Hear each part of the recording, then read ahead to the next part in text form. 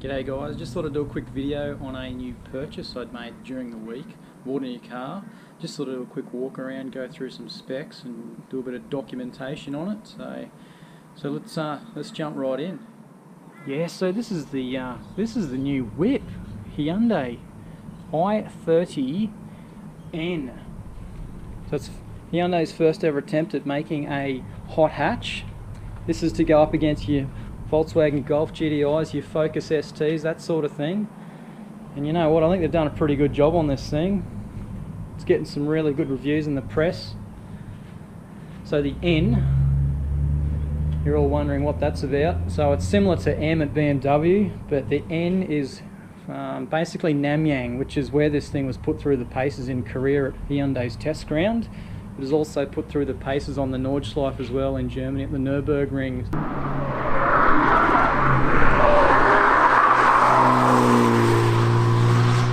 It's done over 500 laps in testing, so they've really honed this thing and got it dialed. So the guy who's bought us this, his name's Albert Biermann. He's only relatively new to Hyundai. He used to be the head guru, the head chief at BMW M division.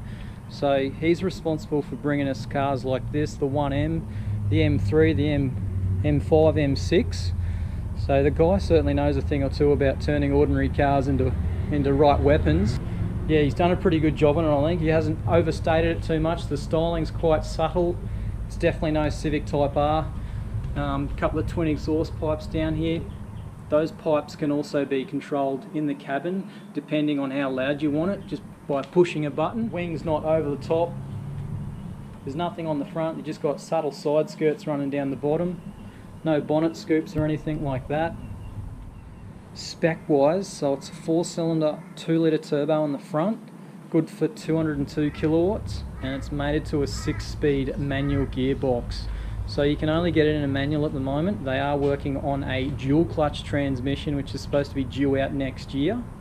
And it also has a electronically controlled mechanical LSD in the front as well, which really does give it amazing traction in the corners. Yeah, so the wheels and tyres, so they're a 19-inch rim shod with Pirelli P0s, 235/35/19, but have a go at this.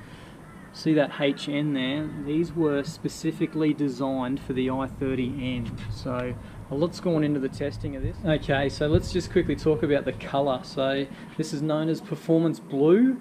It's Hyundai's hero colour, and you can only get this on the N spec. It's not available on any other Hyundai i30 or any other model.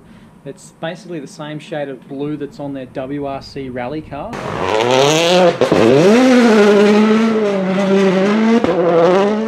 And the good thing about it too is it makes its way through the interior as well. So you got the blue stitching on the seats here, if the camera can pick it up. Blue stitching on the glove box, little blue details on the gear shift, and also on the steering wheel as well. It's also got blue stitching throughout. So I kind of think it would look a little bit strange if you had a different coloured car. Kind of wouldn't go. It's also on the mats down here as well, but I don't think that. Just have a quick perv under the hood. So 2-litre turbo, which is at the back there, scrammed in up against the firewall. Pretty much this cover just lifts off. As you can see, it's a bit of a jungle under there, plenty of wires and whatnot. Not the most sexiest. You can see where they put these things on. So yeah, the brakes on these things are pretty decent. They're non-Brembo or anything. They're just an in-house design Hyundai brake with a 345mm brake rotor. From what I've heard on all the reviews, they're all raving about them. They've taken them on the track and not encountered any fade. So got the little N badge in the wheel there. It's kind of cool. And on the back, so they are a 314mm brake rotor, which are definitely up to the task. Fully ventilated. But just in the boot, we've got if the light will pick it up, just a rear strut bar, just going in between the rear shocky towers just to keep the back end a little bit stiffer. And she's also running a space saver too, so it's a pretty funky looking one too. It's like an 8-spoke design, suppose it's got to be like that because the brakes are kind of big. It's got to get around the brakes, so that's kind of cool. So one of the other cool features on it too, so what you can do is, say you want to unlock it, hot day, hold your finger down, and look at that, all the windows go down. Again, if you want to lock it, hold your finger down, and those windows will go up. Yeah, just jumped inside, guys. I'll just quickly run through a couple of specs of the interior, show you a few different drive modes, that sort of thing. I'll fire up.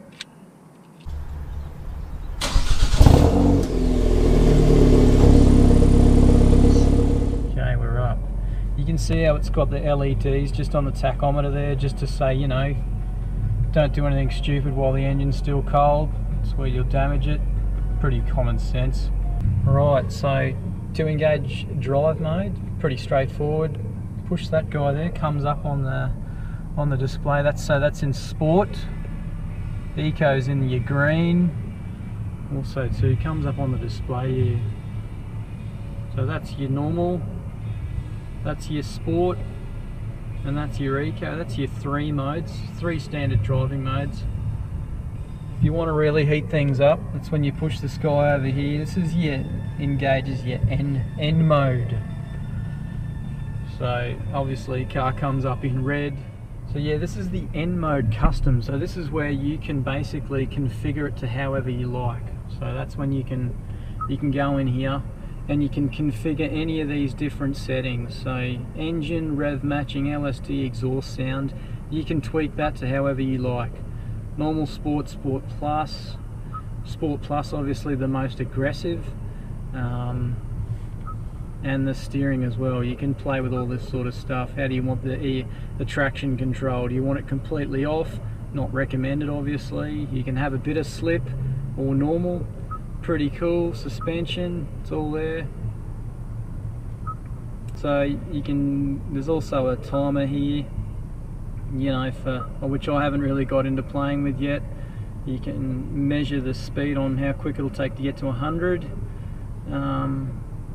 Turbo tells you the PSI speed. I haven't really gotten into this yet, but again, probably pretty cool feature. The torque tells you your torque, how much power you're using, all this sort of stuff. This is pretty cool. G-force meter. So you know, throw it into a corner. The maximum you've got here is a 1.5 G. So yeah, that's pretty cool.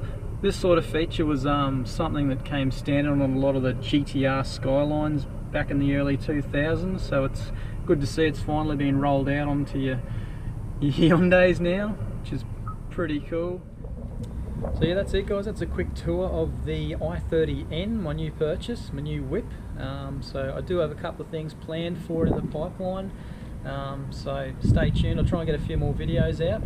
In the meantime, if you did like this, you did like seeing this sort of stuff, give us a thumbs. If I get enough thumbs, I'll try and endeavour to make a few more videos. So thanks a lot, guys, for watching, and see you in the next one. Cheers.